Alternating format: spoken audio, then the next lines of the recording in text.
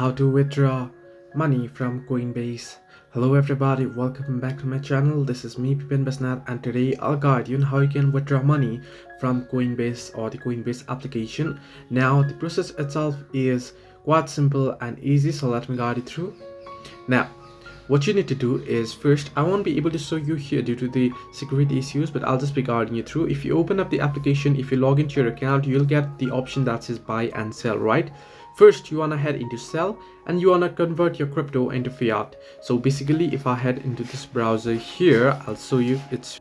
You want to click on the trade button, and after that you want to head into buy or sell button, and you want to head into sell and select your crypto and select your amount and place the order. Once you have done so, you want to withdraw fiat balance.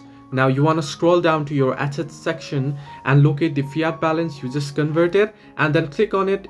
Now convert it into a particular currency that you wish to, and after that you want to tap on withdraw option that you'll get there, and from there you want to withdraw it to select a destination. You can say it'll ask you for destination. You can add a bank account there and you can redeem it. So this way you can withdraw from Coinbase. Hope this helped you. Do like and subscribe, and do not forget to leave a comment down below if you have any further issues.